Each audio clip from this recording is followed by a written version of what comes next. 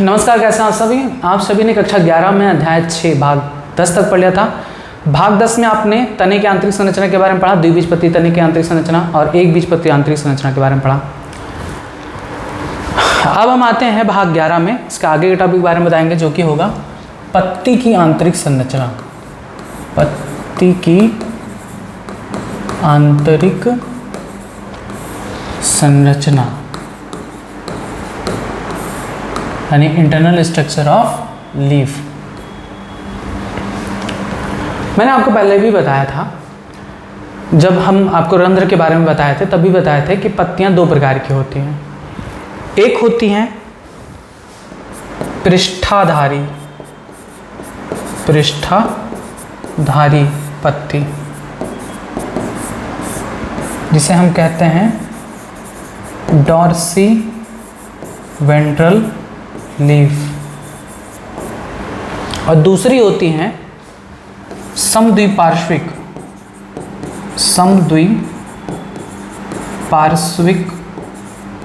पत्ती यानी आइसोबाइलेटरल लीफ। तो रंध्र वाले भाग में मैंने आपको बताया था कि पत्तियां दो प्रकार की होती हैं, पृष्ठाधारी पत्ती और समद्विपार्श्विक पत्ती। मैंने बताया था कि पृष्ठाधारी पत्ती जो होती हैं उनकी केवल निचली सतह पर रंध्र पाया जाता है, ऊपरी सतह पर रंध्र नहीं पाया जाता। समद्विपार्श्विक पत्ती के बारे में बताया था कि समद्विपार्श्विक पत्ती में ऊपरी और निचली वातुचा दोनों पर रंध्र समान संख्या में पाए जाते हैं। रचना के आधार पर पत्तियों को दो भागों में बांटा गया है। उनकी संरचना कैसी होती है इस आधार पर, एक होता है पृष्ठाधारी पत्ती, दूसरा होता है समद्विपार्श्विक पत्ती। याद करिए कि रचना के आधार पर पत्ती दो प्रकार की होती है, पृष्ठाधारी पत्ती यानी डॉर्सी वेंट्रल लीफ और दूसरा समद्विपार्श्विक पत्ती यानी आइसोबाइलेटरल लीफ। संरचना आपके सामने है। पृष्ठाधारी पत्ती पाई जाती है डाइकॉट में यानी द्विबीजपत्री पौधों में। द्विबीजपत्री पौधों में कौन सी पत्ती पाई जाती है? पृष्ठाधारी पत्ती। समद्विपार्श्विक पत्ती पाई जाती है मोनोकॉट यानी एक बीज पत्री पौधों में। याद करिए, पृष्ठाधारी पत्ती यानी डॉर्सी वेंट्रल लीफ किसमें पाई जाती है? द्विबीजपत्री पौधों में। ये उसका उदाहरण है, पीपल का पत्ता, आम का पत्ता, ये सभी द्विबीजपत्री पौधे का उदाहरण है। समद्विपार्श्विक पत्ती किसका उदाहरण होता है या किसमें पाई जाती हैं? एक बीजपत्री पौधों में, जैसे घास हो गया, गन्ना हो गया और भुट्टा हो गया यानी मेज। तो इतना क्लियर हुआ। अब चूंकि रचना अलग अलग है, इनकी आंतरिक संरचना भी अलग अलग होती है। तो अब हम पृष्ठाधारी पत्ती के बारे में बात करेंगे, फिर हम बात करेंगे समद्विपार्श्विक पत्ती के बारे में। तो हम अब आपको पहले बताएंगे पृष्ठाधारी पत्ती की संरचना कैसी होती है, उसके अंदर कौन कौन से ऊतक कैसे कैसे पाए जाते हैं। पृष्ठाधारी पत्ती यानी डॉर्सी वेंट्रल लीफ तने पर क्षैतिज दिशा में होते हैं। जैसे ये मान लो तना है ना, ये तना है, तो इस तने से ये पत्तियां ऐसे होती हैं, क्षैतिज होती हैं। क्षैतिज होने की वजह से सूर्य का जो प्रकाश है, सूर्य का प्रकाश वो केवल ऊपरी वातुचा पर अधिक पड़ता है। आप खुद सोचिए, ऐसे है ना पत्ती, तो निचली सतह पर क्योंकि प्रकाश तो एक दिशा में चलती है, अब टकरा के ऐसा तो है नहीं कि नीचे से टकरा के इस पर पड़ेगी, ऐसा तो होता नहीं, आपने फिजिक्स में पढ़ा ही है। प्रकाश तो सीधी दिशा में चलती हैं, तो सीधी दिशा में चलने की वजह से जब पत्तियां तने के क्षैतिज में होती हैं तब सूर्य का प्रकाश उनकी ऊपरी सतह पर ज़्यादा पड़ता है। तो ये पृष्ठाधारी पत्ती का एक गुण है। समद्विपार्श्विक पत्ती की बात करें तो ये तने के साथ साथ ऐसे समांतर होते हैं। ठीक है, ये पत्ती है। तने के समानांतर होती हैं। अब जब तने के साथ ऐसे लगी हुई हैं तो धूप, कभी सूरज इस तरफ है तो इधर पड़ रहा, कभी सूरज उधर गया तो इधर पड़ेगा, यानी समद्विपार्श्विक पत्ती पर धूप की किरणें, सूर्य की किरणें समान मात्रा पर पड़ती हैं। आइए फिगर में देखते हैं। ये है द्विबीजपत्री पौधा, आम का पौधा। आप इसमें देखें तो ये तना है, इस तने में पत्ती क्या है, क्षैतिज दिशा में है, और क्षैतिज दिशा में होने की वजह से इसका जो पत्ती का ऊपरी परत है वो सूर्य के प्रकाश के डायरेक्ट संपर्क में होगा। इस वजह से ऊपरी बाह्य त्वचा पर सूर्य का प्रकाश अधिक पड़ेगा। यह हो गया ऊपरी बाह्य त्वचा, और ये इसके नीचे जाएगा निचली बाह्य त्वचा। तो निचली बाह्य त्वचा पर सूर्य का प्रकाश उतना नहीं पड़ता। एक बीजपत्री पौधा है ये, बाली यानी भुट्टे का या मेज का, जिसमें पत्तियां देखिए ऊर्ध्वाधर होती हैं, तने के साथ साथ समानांतर लगी होती हैं। तो कभी धूप इस तरफ से पड़ रहा तो इधर लगेगा, सूर्य का प्रकाश पड़ेगा, कभी सूरज पूरब से पश्चिम की तरफ जाएगा ना, तो कभी पश्चिम में पड़ेगा तो इस पर पड़ेगा। पश्चिम की तरफ अगर सूर्य पहुंचा तो सूर्य का प्रकाश इस दिशा पर पड़ेगा। यानी समद्विपार्श्विक पत्तियां जो होती हैं उन पर सूर्य का प्रकाश समान मात्रा में निचली और ऊपरी बाह्य त्वचा पर पड़ता है, जबकि द्विबीजपत्री पौधों में सूर्य का प्रकाश पत्ती के ऊपरी बाह्य त्वचा पर अधिक पड़ता है।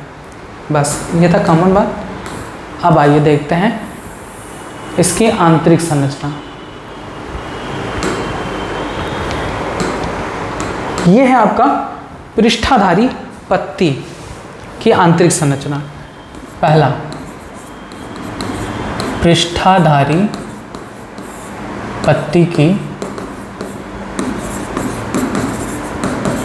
आंतरिक संरचना।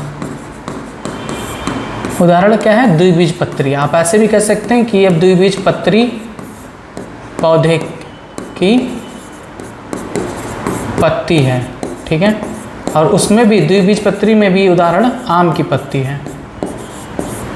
आइए देखते हैं कि इसमें क्या क्या चीज़ें कैसे कैसे पाई जाती हैं। तो वही चीज़ जो मैंने आपको बताया, पौधे का कोई भी अंग हो, जड़, तना, पत्ती, कुछ भी हो, इनमें 3 ऊतक तंत्र तो पाए जाएंगे, बाह्यत्वचीय ऊतक तंत्र, भरण ऊतक तंत्र और संवहनीय ऊतक तंत्र। बाह्यत्वचीय ऊतक तंत्र के अंतर्गत कौन आता है, बाह्य त्वचा।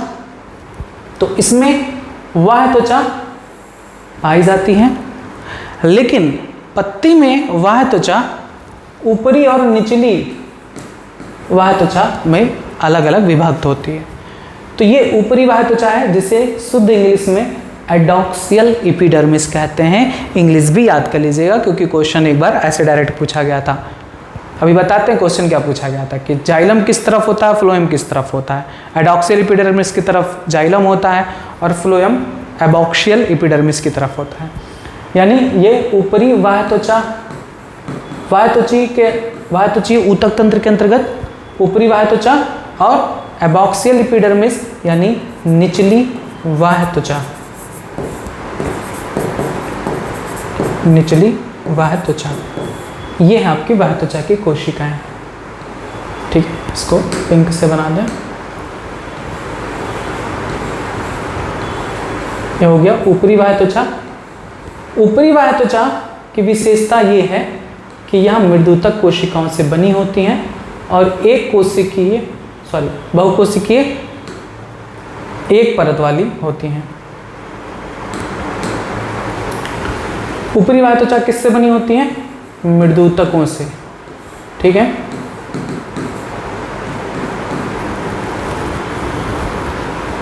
और एक परत होती है। और ऊपरी बाह्य त्वचा में सबसे ज़्यादा इंपॉर्टेंट पॉइंट ये कि रंध्र नहीं पाए जाते हैं, ठीक है। याद करिए, ये आपको मैंने शुरू में बताया था कि पृष्ठाधारी पत्ती में पत्ती के ऊपरी बाह्य त्वचा पर रंध्र नहीं पाया जाता। रंध्र कहाँ पाया जाता है, निचली बाह्य त्वचा पर। याद करिए, ऊपरी बाह्य त्वचा मृदुतक से बनी होती है, एक परतीय होता है और इनमें रंध्र नहीं पाए जाते हैं। ऊपरी बाह्य त्वचा पर क्यूटिकल नामक परत भी होती है, जो निचली बाह्य त्वचा पर भी पाई जाती है, ऐसा नहीं है। क्यूटिकल बाह्य त्वचा पर पाया जाता है। बाह्य त्वचा के ऊपर एक परत, रक्षात्मक परत क्यूटिकल होता है। निचली बाह्य त्वचा पर भी ये पाया जाता है, क्यूटिकल निचली बाह्य त्वचा पर भी पाया जाता है। तो ये बात हो गई ऊपरी बाह्य त्वचा के बारे में कि ऊपरी बाह्य त्वचा मृदुतक से बनी होती हैं, एक परतीय होती हैं, इनके ऊपर क्यूटिकल की परत होती है, इनमें रंध्र नहीं पाए जाते। ऊपरी बाह्य त्वचा पर रंध्र नहीं पाए जाते हैं। निचली बाह्य त्वचा के बारे में देखें तो निचली बाह्य त्वचा भी क्या होती है, मृदुतक कोशिकाओं से मिलकर बनी होती हैं। एक कोशिकी ये भी परत है। उसके बाद इनमें रंध्र पाए जाते हैं। ठीक है, ये इंपॉर्टेंट पॉइंट है। पृष्ठाधारी पत्ती में रंध्र कहाँ होते हैं, निचली बाह्य त्वचा पर। ये देखिए स्टोमा यानी रंध्र। क्लियर है बात। अब यहाँ पर एक बात और याद रखना है कि रंध्र ये छिद्र है ना, ये छिद्र रंध्र के भीतर ये जो खाली स्थान आप देख रहे हैं, ये जो कक्ष देख रहे हैं, तो प्रत्येक रंध्र के भीतर एक कक्ष होता है जिसे अधोरंध्रीय कक्ष या सब स्टोमेटल कैविटी, कक्ष मतलब खाली स्थान, कैविटी भी मतलब खाली स्थान, तो चाहे चैम्बर कहिए चाहे कैविटी कहिए, बात एक ही है। इसे हिंदी में क्या कहते हैं, अधोरंध्रीय कक्ष। तो प्रत्येक रंध्र के भीतर की ओर एक कक्ष होता है जिसे अधोरंध्रीय कक्ष कहते हैं। यह कक्ष गैसों के आदान प्रदान में सहायता करता है। यहीं से ऑक्सीजन रिलीज होता है और CO2 अंदर जाता है। तो अधोरंध्रीय कक्ष गैसों के आदान प्रदान में सहायता करता है, इसलिए इसे श्वसनीय कक्ष भी कहते हैं। सब स्टोमेटल यानी अधोरंध्रीय कक्ष को श्वसनीय कक्ष भी कहा जाता है। एक और इंपॉर्टेंट पॉइंट, इनमें जो जल होती है, जो जलवाष्प के रूप में निकलती है, तो जलवाष्प के रूप में जल के बाहर निकलने में भी, ठीक है, जल के वाष्प के रूप में बाहर निकलने में भी अधोरंध्रीय कक्ष सहायता करते हैं। बस ये क्लियर हो गया बात। यानी आपने बाह्य त्वचा के अंतर्गत आपने पढ़ लिया कि बाह्य त्वचीय ऊतक तंत्र के अंतर्गत इनमें बाह्य त्वचा पाई जाती है, ऊपरी और निचली। ऊपरी बाह्य त्वचा पर रंध्र नहीं पाए जाते, क्यूटिकल की परत होती है, मृदुतक कोशिकाओं से बने होते हैं। निचली बाह्य त्वचा पर रंध्र पाए जाते हैं। रंध्र के भीतर एक कक्ष होता है जिसे अधोरंध्रीय कक्ष कहते हैं, जो गैसों के आदान प्रदान में सहायता करती है। निचली बाह्य त्वचा पर भी क्यूटिकल की परत पाई जाती है। क्लियर है बात। दूसरा अब आता है क्या, भरण ऊतक तंत्र। आपने पढ़ा है कि भरण ऊतक तंत्र को पत्तियों में क्या कहते हैं, पर्णमध्योतक। अब इसको हम मिटा दे रहे हैं, याद कर लीजिए आप सारी चीजें, अभी लिखवा भी देंगे। तो आपने पढ़ा है कि पत्तियों में भरण ऊतक तंत्र को क्या कहते हैं, पत्तियों में भरण ऊतक तंत्र को क्या कहते हैं, पर्णमध्योतक यानी मीजोफिल। तो पर्णमध्योतक कहाँ से कहाँ तक होता है, तो पर्णमध्योतक ऊपरी बाह्य त्वचा और निचली बाह्य त्वचा के मध्य जितनी भी कोश ऊतक हैं, ये सभी क्या कहलाती हैं, पर्णमध्योतक। संवहन बंडल को छोड़ के, यह है आपका संवहन बंडल। तो संवहन बंडल को छोड़कर, यह नहीं कि संवहन बंडल को अटैच कर लो, नहीं, संवहन बंडल बाह्य त्वचीय ऊतक तंत्र को छोड़कर बाकी सारी ऊतक पर्णमध्योतक कहलाती हैं। पर्णमध्योतक में भी रचना के आधार पर दो प्रकार के ऊतक होते हैं। एक होता है पैलिसेड मीजोफिल, जिसे हिंदी में कहते हैं खम्भ मृदुतक या पर्णमध्योतक। खम्भ पर्णमध्योतक या खम्भ मृदुतक, क्योंकि मृदुतक कोशिकाओं से ही बनी होती हैं। और दूसरा होता है स्पंजी मीजोफिल, यानी इसे स्पंजी मृदुतक कहते हैं। तो याद करिए कि पत्ती में पर्ण मध्योतक में दो प्रकार की ऊतक होती हैं। एक होती हैं खम्भ मृदुतक यानी पैलिसेड मीजोफिल या पैलिसेड पैरेन्काइमा, और दूसरी होती है स्पंजी मृदुतक यानी स्पंजी पैरेन्काइमा। अंतर क्या है इन दोनों ऊतकों में? समानता एक है कि इनमें भी हरित लवक पाई जाएगी, इनमें भी हरित लवक पाई जाएगी, लेकिन अंतर कई हैं। अंतर ये है कि इनकी कोशिकाएं देखिए लंबी होती हैं, इनकी कोशिकाएं पैलिसेड यानी खम्भ मृदुतक, खम्भ यानी खंबा इसीलिए कहते ही हैं क्योंकि खंबे के समान ऐसे होती हैं, खम्भ मृदुतक कहलाती हैं, लंबी होती हैं, वाय त्वचा के साथ साथ लगी होती हैं। दूसरा सबसे इंपॉर्टेंट पॉइंट कि खम्भ मृदुतक के बीच अंतराकोशिकीय स्थान नहीं पाया जाता। देखिए इनकी कोशिकाओं के बीच में कोई स्थान है नहीं, सब सटे हुए हैं। तो खम्भ मृदुतक के कोशिकाओं के में अंतराकोशिकीय स्थान नहीं पाए जाते हैं। इनमें हरित लवक पाई जाती हैं और इसी वजह से ये हरे रंग के दिखाई देते हैं, और इनमें प्रकाश संश्लेषण की प्रक्रिया भी होती है।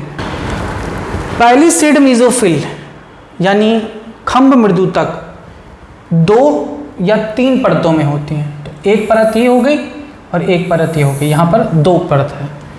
तो खम्भ मृदुतक 2 से 3 परतों में पाई जाती हैं। अब आता है दूसरा स्पंजी मृदुतक। तो स्पंजी मृदुतक कहाँ होती हैं? स्पंजी मृदुतक खम्भ मृदुतक के नीचे होती हैं। इनका आकार देखिए गोलाकार हो सकता है या अंडाकार हो सकता है, ठीक है। ये है गया अंडाकार, ये हो गया गोलाकार। तो स्पंजी मृदुतक की कोशिकाएं गोलाकार या अंडाकार हो सकती हैं। इनमें भी हरित लवक पाया जाता है। सबसे बड़ी बात कि इनमें अंतराकोशिकीय स्थान पाए जाते हैं बहुत बड़े, इनमें काफ़ी विकसित और बड़े अंतराकोशिकीय स्थान पाए जाते हैं जो एक दूसरे से संबंधित होते हैं और रंध्र के माध्यम से बाहर की ओर खुलते हैं, ठीक। अब इसके बाद आता है तीसरा, ये हो गया भरण ऊतक तंत्र के बारे में कि भरण ऊतक तंत्र के अंतर्गत खम्भ मृदुतक और स्पंजी मृदुतक आते हैं। अब इसके बाद आता है तीसरा संवहन ऊतक तंत्र में संवहन मंडल पाए जाते हैं। तो याद रखेंगे कि पत्ती में संवहन मंडल, पृष्ठाधारी पत्ती में संवहन मंडल कैसे होते हैं? तो पृष्ठाधारी पत्ती में संवहन मंडल संयुक्त यानी कंजॉइंट होते हैं और कोलेटरल होते हैं और बंद प्रकार के होते हैं। इनमें कैम्बियम नहीं पाया जाता, याद रखेंगे, बंद प्रकार का होता है।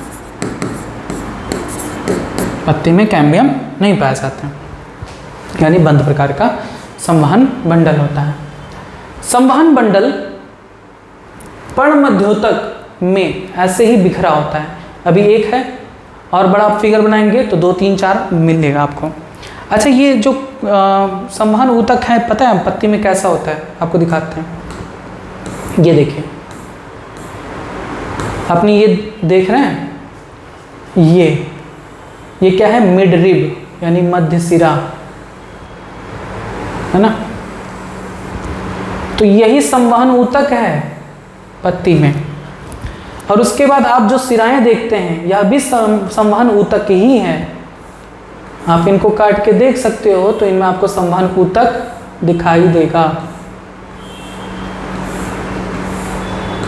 यह आपका मध्य सिरा यानी मिड रिब और ये है आपका सिरा यानी वेन्स, ठीक। तो ये एक्चुअल में क्या है? संवहन ऊतक ही हैं, जाइलम फ्लोएम, ठीक है। तो अगर हम इतना काट के देख रहे हैं तो इतने में कितने आ रहे हैं? 1, 2, 3, 4, लेकिन अभी हमने इतना ही काट कर देखा है, इस वजह से एक ही उसमें संवहन मंडल आ रहा है। देखिए, तो ये संवहन मंडल है। संवहन मंडल में क्या क्या आता है? तो संवहन मंडल में आता है जाइलम, ठीक है, यह है जाइलम, और ये है आपका फ्लोएम।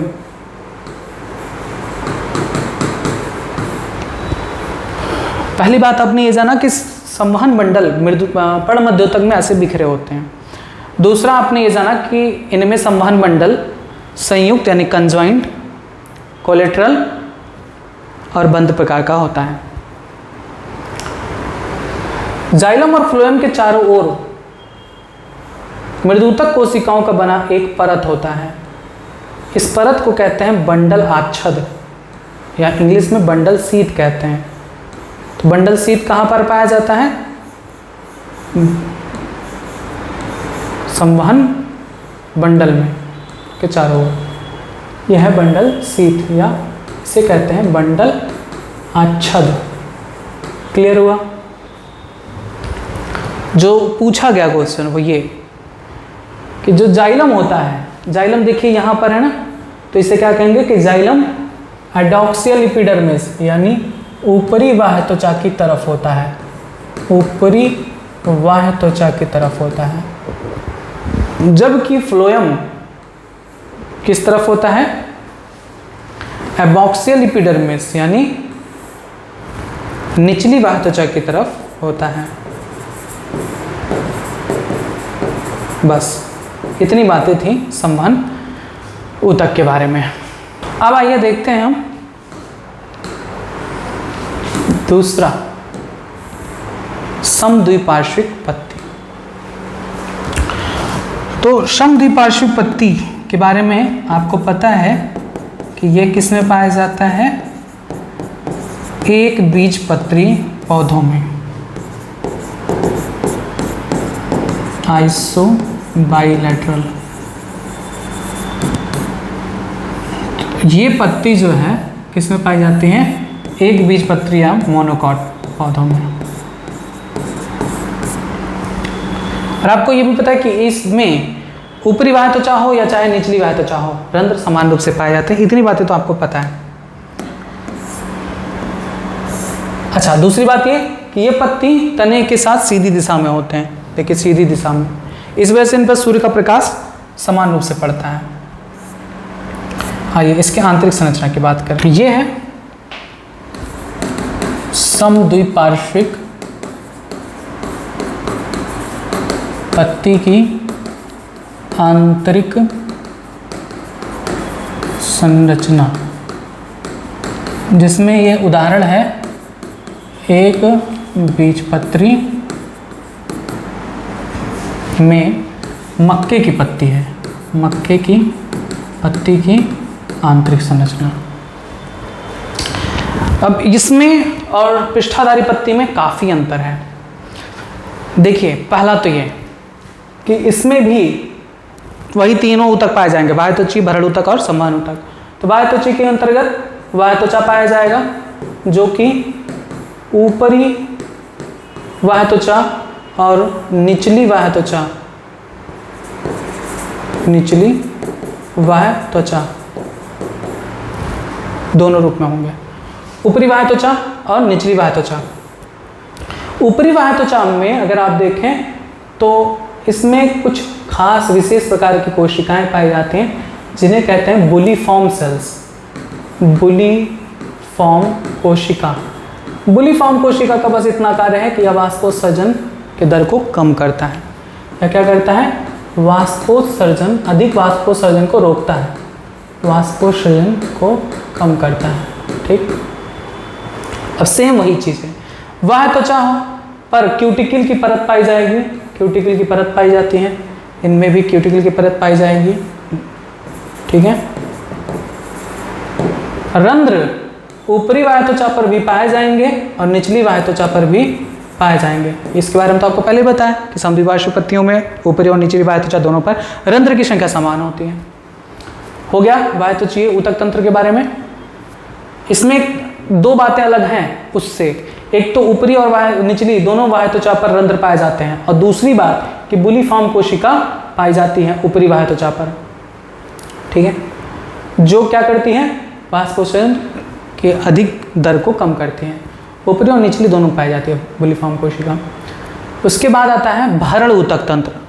तो भरण ऊतक तंत्र में इनका भरण ऊतक तंत्र, जैसे वहाँ पर खम्भ मृदुतक यानी पैलिसेड पैरेन्काइमा और स्पंजी मृदुतक में भिन्नित था, इनमें ऐसा नहीं होता। इनमें जो भरण ऊतक तंत्र हैं वे एक समान होते हैं, एक व्यासी होते हैं, एक ही व्यास के समान व्यास वाले कोशिकाएं होती हैं, ठीक है। इनमें भरण ऊतक तंत्र खम्भ मृदुतक यानी पैलिसेड और स्पंजी में विभक्त नहीं होते हैं, इस बात को याद कर डालिए। इन कोशिकाओं में भरण ऊतक तंत्र की कोशिकाओं में हरित लवक पाया जाता है और इनमें अंतराकोशिकीय स्थान काफ़ी कम होते हैं।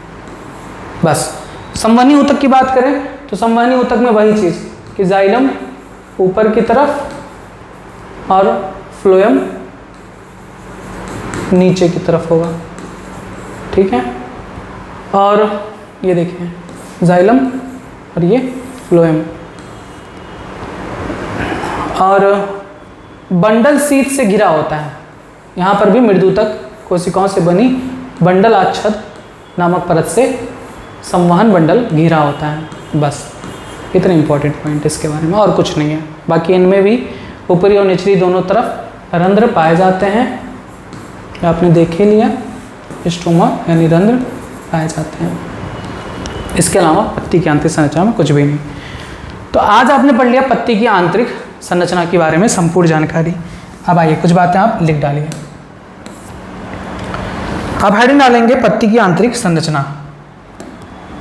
पत्ती की आंतरिक संरचना, उसमें लिखेंगे रचना के आधार पर पत्ती दो प्रकार की होती हैं। एक पृष्ठाधारी पत्ती यानी डॉर्सी वेंट्रल लीफ और दूसरा समद्विपार्श्विक पत्ती आइसोबाइलेटरल लीफ। अब इसमें लिखेंगे पहला हेडिंग पृष्ठाधारी पत्ती यानी डॉर्सी वेंट्रल लीफ। आप लिखेंगे पृष्ठाधारी पत्ती में कि पृष्ठाधारी पत्तियां तने पर क्षैतिज अवस्था में पाई जाती हैं, जिससे सूर्य का प्रकाश इनकी ऊपरी बाह्य त्वचा पर अधिक पड़ता है।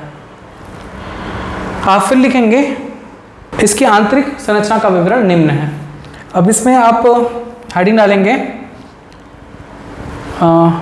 नहीं, आप इसमें एक पॉइंट और लिखेंगे कि पृष्ठाधारी पत्तियां द्विबीजपत्री पौधों में पाई जाती हैं। फिर आप हेडिंग डालेंगे कि पृष्ठाधारी पत्ती की आंतरिक संरचना, और इसमें लिखेंगे कि पृष्ठाधारी पत्ती के अंतर्गत द्विबीजपत्री पौधा अर्थात आम के पत्ती की आंतरिक संरचना।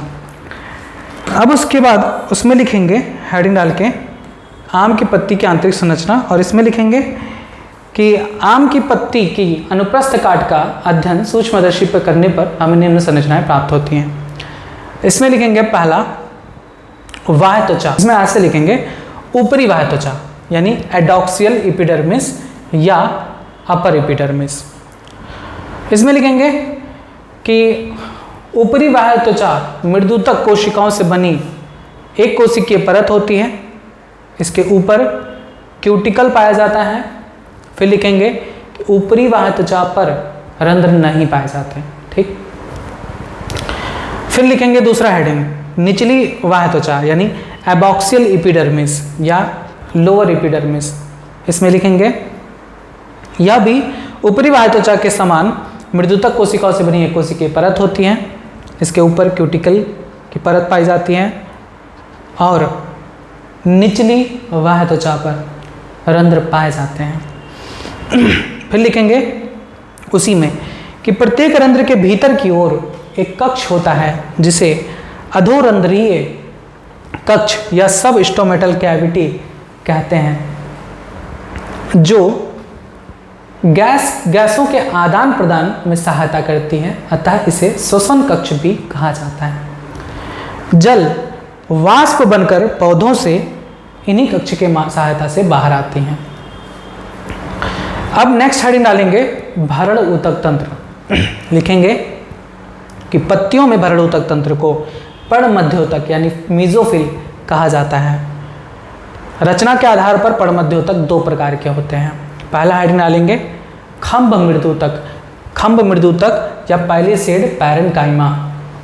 इसमें लिखेंगे कि खम्भ मृदुतक की कोशिकाएं लंबी होती हैं और वह त्वचा के समानांतर लगी होती हैं। फिर लिखेंगे कि इनमें हरित लवक पाई जाती हैं, इस कारण यह हरे रंग की दिखाई देती हैं। इनमें अंतराकोशिकीय स्थान नहीं पाया जाता। फिर लिखेंगे कि यह ऊतक 2 से 3 परत में पाई जाती हैं। नेक्स्ट हेडिंग स्पंजी पैरेन्काइमा या स्पंजी मृदुतक। इसमें लिखेंगे कि यह एक समान नहीं ऐसे लिखेंगे कि स्पंजी मृदुतक की कोशिकाएं गोल व अंडाकार होती हैं।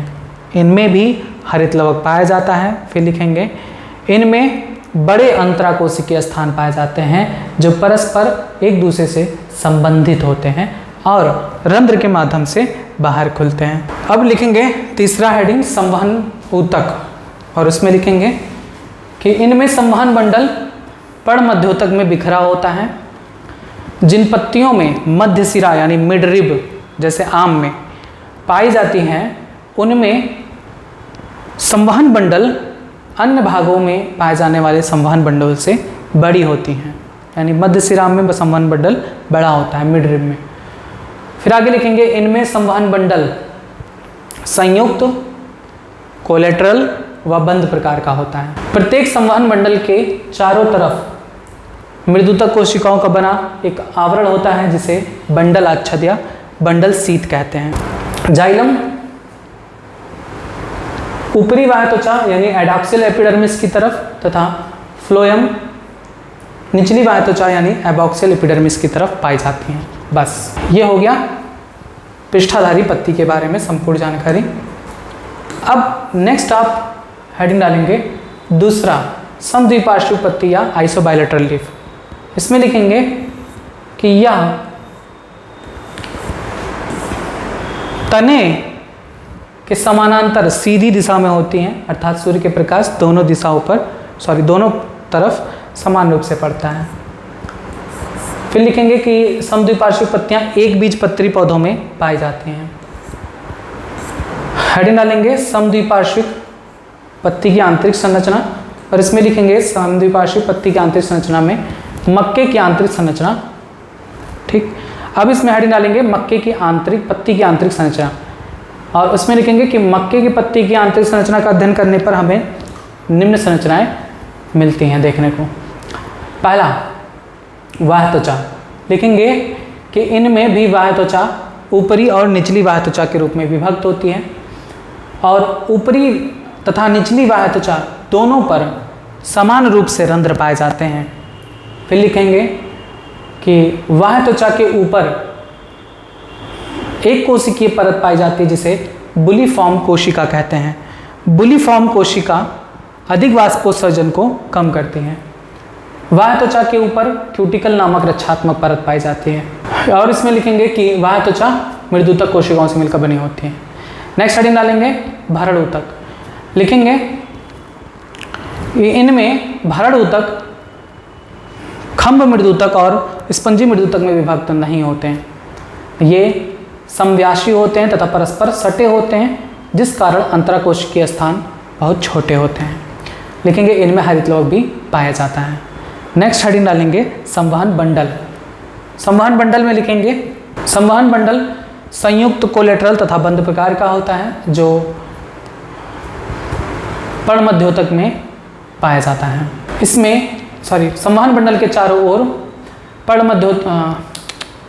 मृदुतक कोशिकाओं से बना एक आवरण होता है जिसे बंडल शीत या बंडल आच्छद कहते हैं जिसमें मंड व हरित लवक पाए जाते हैं। इसमें फिर लिखेंगे कि इनमें भी जाइलम ऊपरी बाह्य त्वचा की तरफ और फ्लोएम निचली बाह्य त्वचा की तरफ पाए जाते हैं। तो ये बात तो पूरी तरीके से क्लियर है कि जो पत्ती में जाइलम है वो ऊपरी बाह्य त्वचा की तरफ और फ्लोएम निचली बाह्य त्वचा की तरफ पाया जाता है। बस ये था आपका पत्ती की संपूर्ण संरचना के बारे में अध्ययन।